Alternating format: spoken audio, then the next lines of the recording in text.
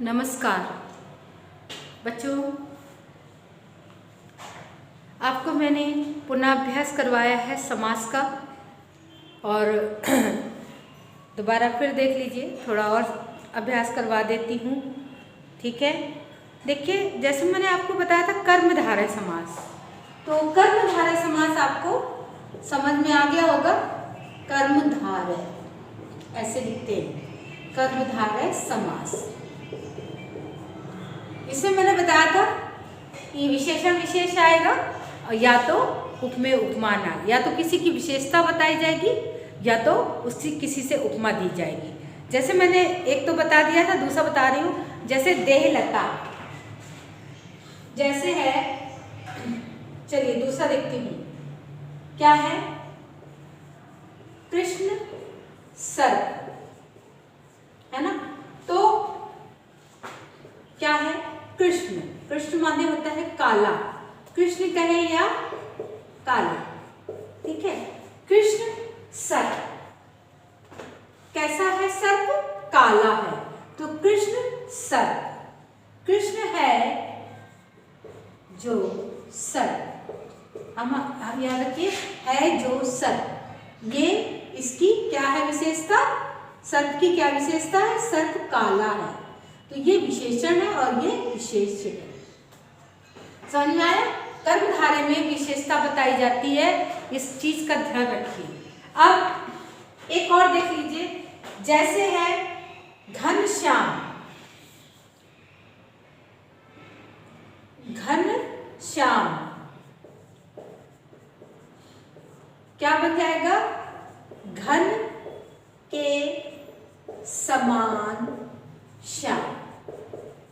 एक जब विशेषण बताते हैं तो है जो लगता है, और जिसमें उपमेय उपमान होता है, उपमा बताई जाती है, वहां पे क्या होता है, वहां पे इस तरह से घन के समान श्याम। श्याम कैसे है, घन के समान है, बादल के समान है, घने बादल के समान। घन माने बादल, इसलिए उनको घनश्याम भी कहा जाता है। मुख चंद्र, चंद्र मुख कैसा है, चंद्र के समान, तो मुख रूपी चंद्र कहते हैं। मुख के समान चंद्र कहकर चंद्र, मुख रूपी चंद्र। भव सागर, भव रूपी सागर। देहलता, देह रूपी लता। चंद्रमुख, चंद्र के समान मुख। इस तरह से कर्मधारय समास होता है। आगे बात समझ में। अब आइए द्विगु समास।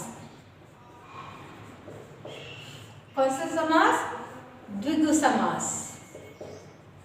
इसको हम ऐसे भी लिख सकते हैं, द्विगु, इस तरह से भी लिख सकते हैं, द्विगु, या तो अलग लगा के मात्रा को दर्पण, द्विगु समास। इसमें क्या होता है, जो पहला पद होता है वो निश्चित संख्यावाची होता है, उसमें संख्याओं की बात होगी पहले पद में। ओके, तो पहले पद में निश्चित संख्यावाची समास की बात होगी बच्चों। ठीक है, तो द्विगु समास में देखिए क्या होता है, संख्यावाची होता है। ठीक है, जैसे देखिए दशानन, जैसे देखिए दशानन, दशानन 10। ठीक है, एक और देखिए पंचवटी, पंचवटी पंच 5। जैसे देखिए नव ग्रह, नव 9। ठीक है, शताब्दी, शत, शत माने 100, 100 9। पंच 5 10। तो पहला पद क्या है, संख्यावाची होता है। और विग्रह करते समय इस समास में समूह और समाहार शब्द का प्रयोग होता है। ये आप अपने हिसाब से समझ सकते हैं। देखिए जैसे है 10 आनन, 10 आननों का समूह, 10 आनन, आनन माने होता है मुख, 10 आनन या आननों का समूह। ओके, 10 आननों का समूह विग्रह है ये क्या है? समस्त पद है। ये क्या है? विग्रह है, समास विग्रह। 5 वटों का समूह, ठीक है। 9 ग्रहों का समूह, 9 ग्रहों का समूह। फिर है 100 अब्दों का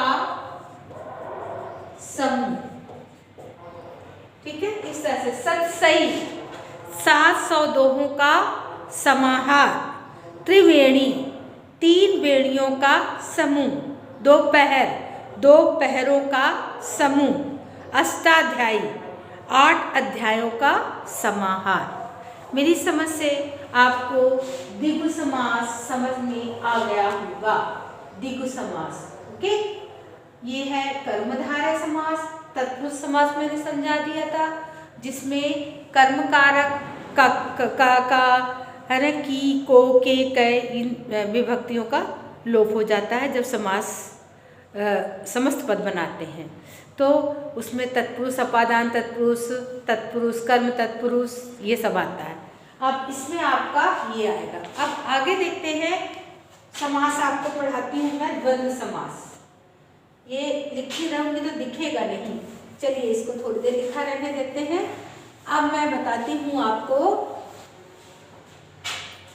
कौन सा समास? द्वंद्व समास। द्वंद्व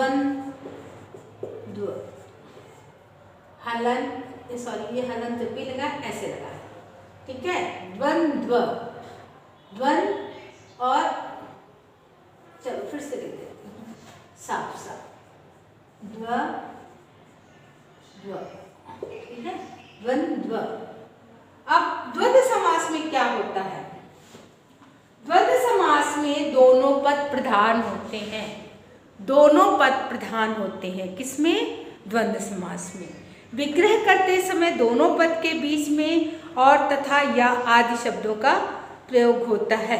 जैसे देखिए, द्वंद्व समास, समस्त पद है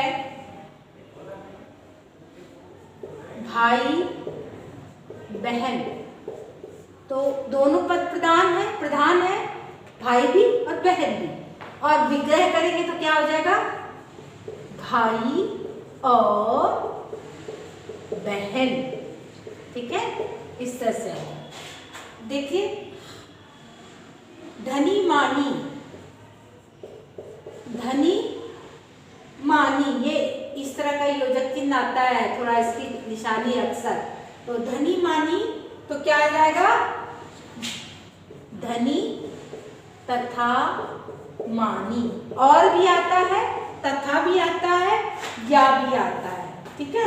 इस तरह से ये आता है। देखिए, सुख दुख तो आएगा सुख या दुख, ठीक है, सुख या दुख। नर या नारी, नर और नारी भी चलेगा, कोई बात नहीं। खरा खोटा, खरा या खोटा। राजा रंग, राजा और रंग। लाभ हानि, लाभ या हानि। इस तरह से इसको चलते रहते हैं। अब आया आपका बहुव्रीहि समास। बहुव्रीहि समास मैंने आपको कर्मधारय की तरह ही लगता है, लेकिन ये जो है किसी तीसरे की बात करता है। ओके, याद रखिए। 10 आननों का समूह हो गया द्वंद्व समास। 10 आनन है जो, वो हो गया आपका कौन सा समास हो गया? अलग अलग तरह से समास देखिए, मैं बताती हूँ। बहुव्रीहि, जब भी लिखिए बहुव्रीहि तो पहले बहु लिखिए, बहु फिर व्रीहि, थोड़ा सा बहु लिखिए, व्रीहि, तो आप हमेशा इसको सही लिखेंगे, नहीं तो हमेशा कंफ्यूज रहेंगे। बहुव्रीहि, तो आप समास का नाम लिखना भी आपको बहुत जरूरी आना। बहुव्रीहि समास में दोनों पदों में से कोई पद प्रधान नहीं होता, दोनों मिलकर किसी तीसरे की बात करते हैं। तीसरा पद प्रधान होता है, दिए गए दोनों पद का विशेष होता है। विशेषण बताया जाता है और विशेष वो होता है। ठीक है, ये इम्पोर्टेंट बात है। कर्मधारय व द्विगु समास में एक विशेषण होता है और दूसरा विशेष होता है, जबकि बहुव्रीहि समास में दोनों पद विशेषण होते हैं, तीसरा पद विशेष होता है। जैसे देखिए आ गया दशानन, दशानन। ठीक है, अगर बहुव्रीहि बनाना है, ये द्वंद्व भी हो सकता है, ये द्विगु भी हो सकता है, ये कर्मधारय भी हो सकता है। लेकिन अगर बहुव्रीहि है तो क्या करना होगा, 10 है जो आनन क्या हो जाएगा, द्विगु हो जाएगा, दशानन। अब बहुव्रीहि में देखिए 10 आननों का समूह। ठीक है, अब 10 आनन है जिसके, 10 आनन है जिसके, देखिए 10 विशेषण है जिसके, किसके, 10 आनन विशेषण है। अब जिसके अर्थात रावण, अर्थात रावण। तो यहाँ पे क्या हुआ, रावण तीसरे की बात हो रही है। विशेष क्या है, रावण। विशेषता क्या है उसकी, 10 है। क्या है, 10 मुख है, उसके 10 मुख है, अर्थात कोई रावण, अर्थात जिसके। तो इस तरह से आएगा, किसी तीसरे की बात होती है तो बहुव्रीहि समास होता है। जैसे नीलकंठ, नीला कंठ है जिसका, अर्थात शिव। गिरि को धारण किया है जिसने, अर्थात श्री कृष्ण, गिरिधर। अष्टाध्यायी, 8 है अध्याय जिसके, अर्थात पाणिनीय व्याकरण या पाणिन का व्याकरण। चतुर्भुज, 4 भुजाएं हैं जिसकी, अर्थात विष्णु। अंशुमाली, किरणें हैं माला जिसकी, अर्थात सूर्य। ठीक है बच्चों, तो इसका करिए, आपके तैयारी करिए, आपको कल छुट्टी है और तैयारी करिए, आगे बढ़िए, खूब पढ़िए लिखिए, अच्छा पेपर दीजिएगा, नंबर अच्छे आए। आपकी प्रैक्टिस मैंने अच्छे से करा दी है। सैटरडे बचेगा, कल शुक्रवार है और परसों आपकी पेपर बनेगा और संडे को आपका पेपर है। ठीक है, ध्यान रखिए। नमस्कार, जय हिंद।